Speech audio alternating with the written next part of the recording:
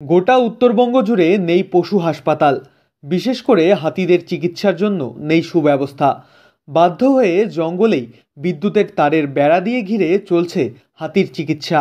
বিগত 12 দিন আগে কার্শিয়াং ফরেস্ট ডিভিশনে একটি অসুস্থ হাতির খবর উঠে আসে।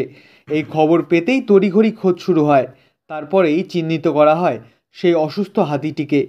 পশু চিকিৎসকদের সাথে নিয়ে বন দপ্তর এবং বিভিন্ন বন্যপ্রাণ স্বেচ্ছাসেবী সংগঠনের সহায়তায় শুরু হয় হাতিটির চিকিৎসা। তবে অন্যান্য বন্যপ্রাণীদের জন্য বেঙ্গল সাফারি এবং দার্জিলিংয়ের পদ্মজা নাইডু হিমালয়ান জুলজিক্যাল পার্কে সামান্য চিকিৎসার ব্যবস্থা থাকলেও হাতিদের জন্য কোনো হসপিটাল নেই। বাধ্য হয়ে জঙ্গলের মাঝে বিদ্যুতের তারের বেড়া দিয়ে ঘিরে তার ভেতরেই হাতির যাবতীয় খাবারের ব্যবস্থা থেকে শুরু করে চলছে চিকিৎসা।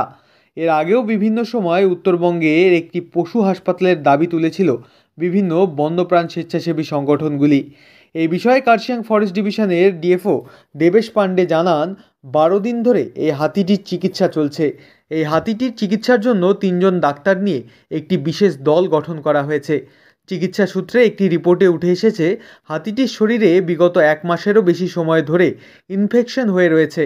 সেই অর্থেই তার শরীর দুর্বল হয়ে পড়েছে। সেই অর্থে হাতিটির ওপর সবসময় নজর রাখা হচ্ছে। উত্তরবঙ্গে হাতিদের জন্য কোনো হসপিটাল না থাকায় আপাতত জঙ্গলের মধ্যেই ফেন্সিং করে তার ভেতরেই হাতিটিকে কোয়ারেন্টাইন করে রাখা হয়েছে, যাতে অন্যান্য হাতি বা বন্য জন্তুদের মধ্যে এই রোগটি ছড়িয়ে না পড়ে, এবং সেখানেই তার খাওয়া দাওয়া থেকে শুরু করে চিকিৎসার ব্যবস্থা করা হয়েছে। एक्चुअली एक हाथी 11-12 दिन पहले हम लोग रेस्क्यू किए थे उसको, तो वो काफ़ी बीमार था, डिहाइड्रेटेड था और काफ़ी स्टार्विंग कंडीशन में था। तो उसको हमने और उसके पीछे के राइट पैर में उसको काफ़ी स्वेलिंग था, तो ऐसा लग रहा था कि वो इंटरनल कुछ उसको डैमेज है और बाहर से कुछ नहीं दिख रहा था बट स्वेलिंग था। तो उसको हमने उसको रेस्क्यू किया और वो काफ़ी डिहाइड्रेटेड कंडीशन में था, तो उसका मेडिकेशन इमीडिएटली स्टार्ट हो गया था। उसको फॉरेस्ट के अंदर ही कुछ एरिया कॉर्डन ऑफ करके फेंसिंग लगा करके उसके अंदर रखे हैं और उसको उसका मतलब जो डाइट है उसके हिसाब से डॉक्टर का 3 डॉक्टर की एक टीम बनी है, वो उसको देख रही है लगातार। आज लगभग उसका 12वां दिन है, उसको दवा चल रहा है। बट अभी उसका जो साइंस है वो अभी मुश्किल है कि मतलब 50-50% चांसेस है, क्योंकि उसको पता लगा अंदर से वो एक इन्फेक्शन है, प्रोटोजुआ इन्फेक्शन है जो काफ़ी दिन से उसके अंदर था। जब डिटेक्ट हम लोग उसको कि ऐसा मूवमेंट, उसका काफ़ी मूवमेंट प्रॉब्लम हो रहा था, तो जब हमने देखा तो मतलब लगभग 1 महीने से ज़्यादा उसका इन्फेक्शन था। मतलब हम लोग डेली सलाइन देना, उसको एंटीबायोटिक्स देना और 3 डॉक्टर की टीम है जिसको देख रही है। इसलिए उसको हम लोग कॉर्डन ऑफ करके एक ही जगह पे रखे हुए हैं और खाना वाना उसको दे रहे हैं ताकि दूसरों को ना फैले। एलिफेंट हॉस्पिटल नहीं है और एलिफेंट के लिए नहीं है, बाकी दूसरे लेपर्ड या कार्निवर्स या दूसरे भी जो स्मॉल मैमल्स होते हैं उनको तो रेस्क्यू बंगाल सफारी या हम लोग और दूसरी फैसिलिटीज़ के पे ले जा करके कर लेते हैं, वहाँ पे है।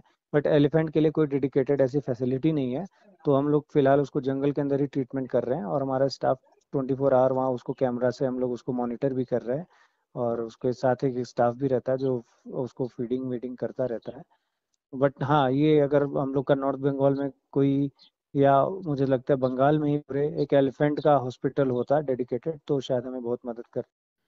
অন্যদিকে এই প্রসঙ্গে স্ন্যাপ ফাউন্ডেশনের চেয়ারম্যান কৌস্তব চৌধুরী বলেন, টাইফুন সুমা রোগে আক্রান্ত হয়েছে হাতিটি।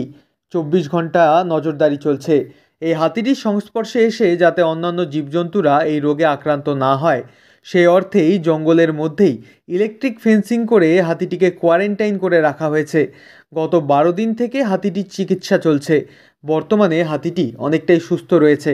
তবে উত্তরবঙ্গে একটি পশু হাসপাতাল, বিশেষ করে হাতিদের জন্য একটি হাসপাতাল তৈরি হলে চিকিৎসা ক্ষেত্রে অনেকটাই সুবিধা হবে। 10-11 দিন আগে এরকম একটা খবর আসে যে কার্শিয়াং ডিভিশনের অন্তর্গত বাগডোগরা রেঞ্জ এবং তার আশপাশে একটি হাতি দেখা গেছে যেটা সত্যি ইনজোর্ড এবং পায়েও তার একটা রাইট সাইড ইঞ্জুরি আছে, প্লাস খুব ধুঁকছিল। তা সঙ্গে সঙ্গে খবর হয় এবং বন দপ্তর ইন্টারভেন করে এবং সেই হাতিটাকে আইডেন্টিফাই করা হয়। আইডেন্টিফাই করে সেই হাতিটাকে একটা এরিয়ার মধ্যে আনা হয় এবং আমরা লাস্ট এই 10 দিন ধরে বন দপ্তরের সঙ্গে আমরা স্ন্যাপ ফাউন্ডেশন, NWA, জাম্বো ট্রুপসের মতো আরও অর্গানাইজেশনগুলো একদম কাঁধে কাঁধ লাগিয়ে হাতিটার ট্রিটমেন্ট করার চেষ্টা করা হচ্ছে। একটা মেডিকেল বোর্ড তৈরি হয়েছে, যেটা ইনিশিয়াল ফাইন্ডিং ব্লাড রিপোর্ট থেকে পাওয়া গেছে সেটা হচ্ছে typhoon Soma. Typhoon Soma basically এমন একটা প্যারাসিস্টিক ডিজিজ যেটা কন্টামিনেটেড, মানে এটা ছড়াতে পারে, ঠিক আছে, এবং বডির নার্ভাস সিস্টেম থেকে শুরু করে লাং, কিডনি সমস্ত ড্যামেজ করে দিতে পারে। এই হাতিটা পার্শিয়ালি মনে হচ্ছে প্রথম ব্লাড রিপোর্টটা দেখে যে এই রোগে আক্রান্ত।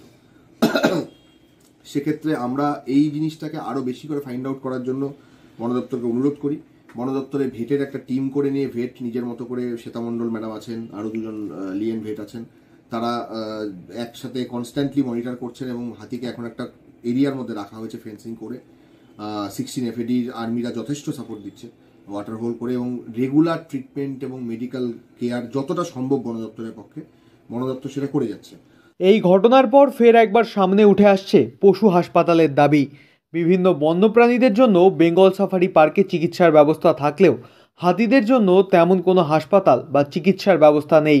এই ঘটনার পরে ফের একবার জোরালো হলো পশু হাসপাতালের দাবি। কার্শিয়াং ফরেস্ট ডিভিশনের বাগডোগরা রেঞ্জ থেকে সুজয় ঘোষের রিপোর্ট, লোকাল 18 বাংলা।